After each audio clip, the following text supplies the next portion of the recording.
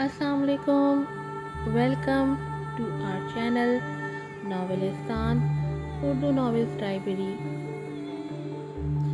उम्मीद है आप सब लोग ठीक होंगे और शहरग नावल को एंजॉय कर रहे होंगे। मरवा ने तो साइम की बस करवा दी है और अब उसकी सुई जो है ना वो डाइवोर्स पे अटक गई है और हर 2 सेकंड के बाद जो है ना वो साइम का ज़ब्त आजमाती है और उससे डिवोर्स मांगती है।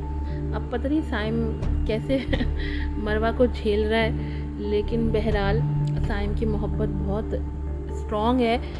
जो मरवा ने उसको नाक तक जिच किया हुआ है ना, उसके बावजूद भी उसकी मोहब्बत कम नहीं हो रही है। बहुत ही सच्चा और पक्के वाला जो है ना, बहुत ही सच्चा और पक्के वाला आशिक है साइम मर्दान मरवा का। और देखते हैं, जल्दी से चैनल को सब्सक्राइब कर दें, वीडियो को लाइक कीजिएगा, शेयर कीजिएगा, रिव्यूज़ भी दीजिएगा। अब देखते हैं आज कैसे पकाती है मरवा साइम को। नावल है शहरग, राइटर हैं Anita, season 2 episode number 3। Saim की आंख खुलते ही उसने मरवा को अपने नज़दीक पाया। साइम का हाथ मरवा की कमर पे था, वो पूरी तरह से उसके ऊपर झुका हुआ था। साइम ने अपने हाथ से उसके चेहरे से बालों को पीछे किया। तुम इतनी खूबसूरत क्यों हो, वो सरगोशी में बोला था।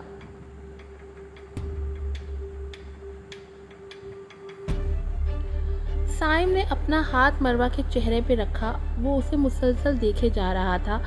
इससे पहले कि वो बेकाबू होता, चेहरे पे लिम्स महसूस करते मरवा की आंख खुल गई।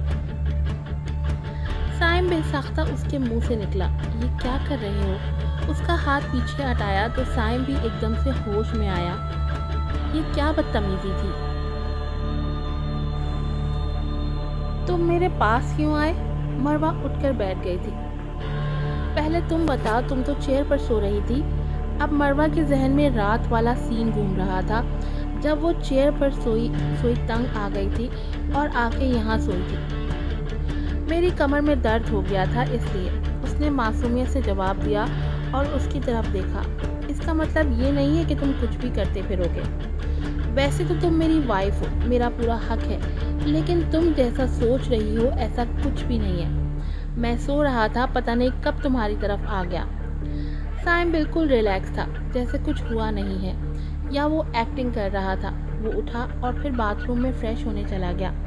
मरवा सवालिया नज़रों से उसे देखती रही कि उसके कहने का मतलब क्या है। अब पता नहीं ये नाश्ता कब मंगवाएगा, मेरा तो भूख से बुरा हाल है। मरवा ने एक हाथ पेट पे रखा और दरवाजे की तरफ देखने लगी। तुम बदल गए हो। तुम्हें रात को ही मुझे फोर्स करना चाहिए था खाने पे। अगर मैं भूख से मर जाती तो? वो खुद ही सवाल करती तो खुद ही को जवाब दे रही थी कि अचानक से दरवाजे की बेल बजी तो फौरन से मरवा दरवाजे की तरफ गई।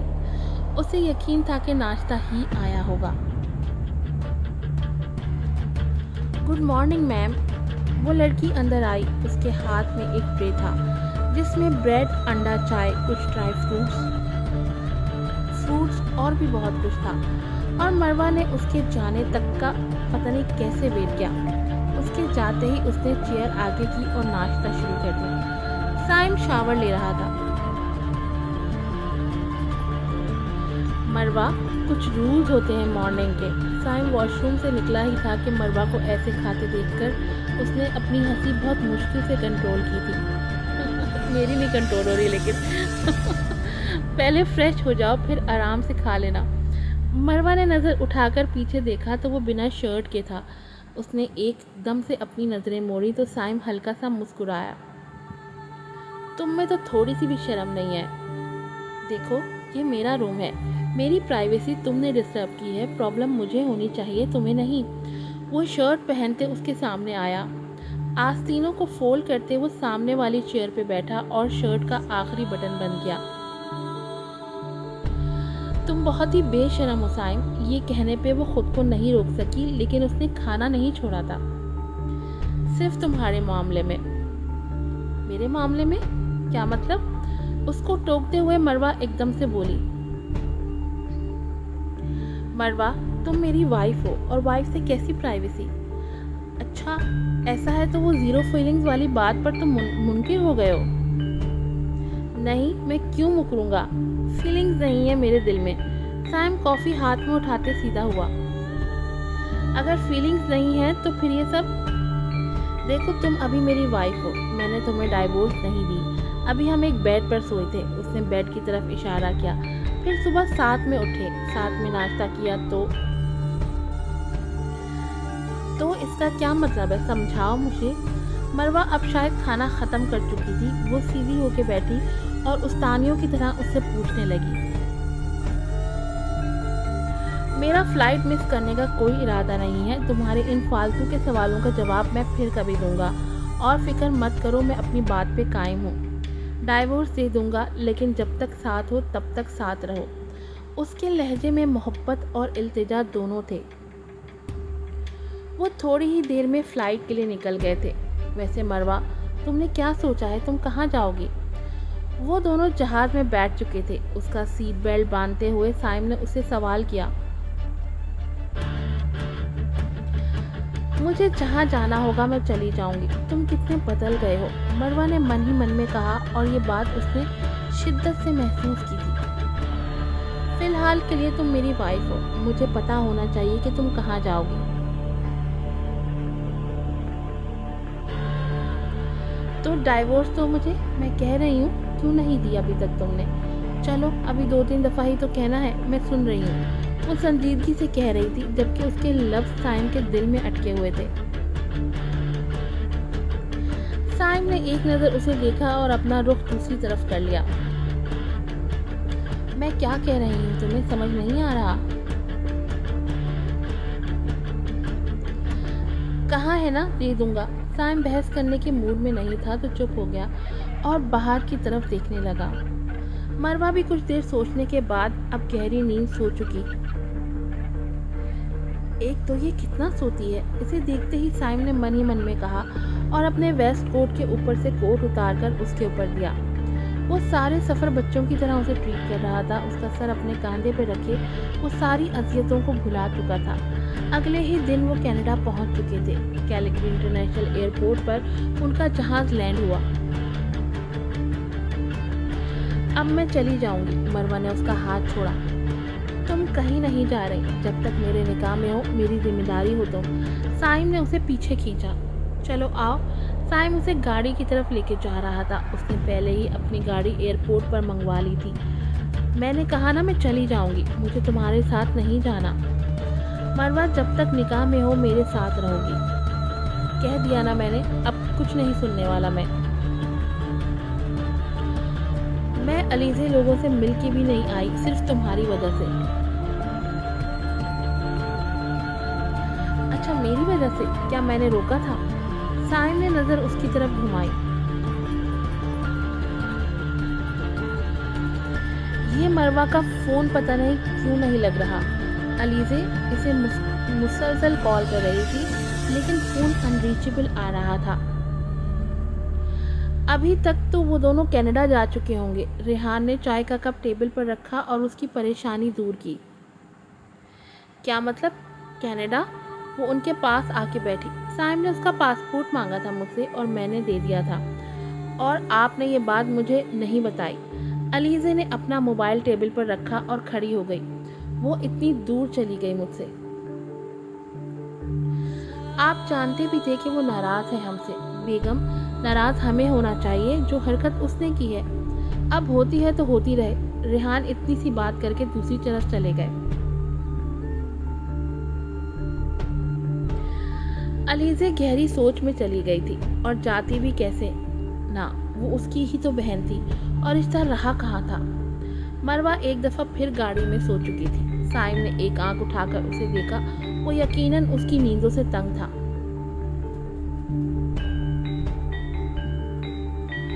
3 घंटे की ड्राइव के बाद वो टोरंटो पहुंचे थे, और उस सारे रास्ते मरवा सोती आई थी और अभी भी गहरी नींद सोई हुई थी।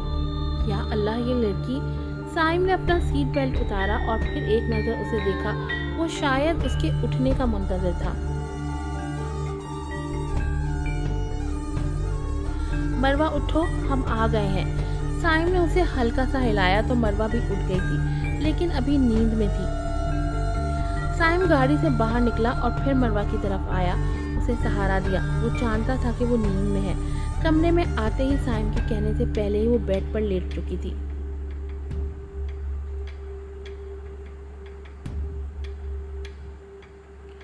मरवा, तुम थकती नहीं हो सो सोकर?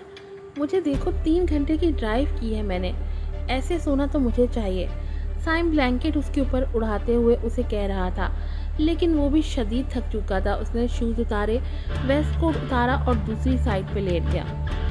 तुम इतना सोती हो, मुझे आज पता चला।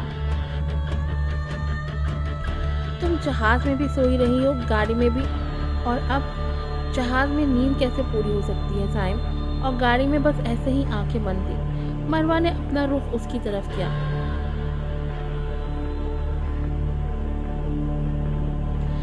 साइम थोड़ा परेशान हुआ था, क्योंकि उसे लगा था कि वो एहतजाज करेगी एक बेड पर सोने से, कि अचानक मरवा ने अपना एक हाथ साइम के सीने पर रखा। यकीनन वो नींद में थी। साइम ने ब्लैंकेट को थोड़ा और उसके ऊपर किया और उसके सर पे बूसा दिया।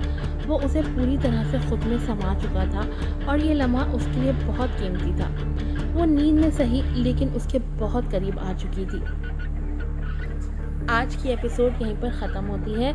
आप लोगों ने अच्छे से रिव्यूज़ देने हैं, वरना फिर मैंने डेली एपिसोड नहीं देनी है। और वीडियो के एंड तक देखिएगा। मैंने अपना न्यू नावल मेरी बारिश हो तुम की स्नीक्स लगाए हैं। बहुत अच्छा नावल है, वो भी आप देखिएगा। आज तो मरवा इन एवरी 5 सेकेंड। चलो मुझे डाइवोर्स दो। पता नहीं साइम को नाक तक जिच कर रखा है मरवा ने, और ये साइम मर्दानी है जो मरवा को झेल सकता है, और किसी में इतना तप्पड़ नहीं है कि वो मरवा को झेल सके। चलें जल्दी से जाके चैनल को सब्सक्राइब कर दें। आप लोग यार 1000 व्यूज़, 2000 व्यूज़, 500 व्यूज़, 400 व्यूज़, लेकिन सब्सक्रिप्शन सिर्फ 1, 2, 3। क्यों इतने कंजूस हैं यार आप लोग? क्यों इतने कंजूस हैं? आप इंडिया के चैनल्स देखें, एक चैनल पे मिलियंस के हिसाब से सब्सक्राइबर्स होते हैं। क्यों एक दूसरे को सपोर्ट करते हैं? एक हमारे पाकिस्तानी है, जेलेसी में सब्सक्राइब भी नहीं करते, अगला ना कामयाब हो जाए कहीं।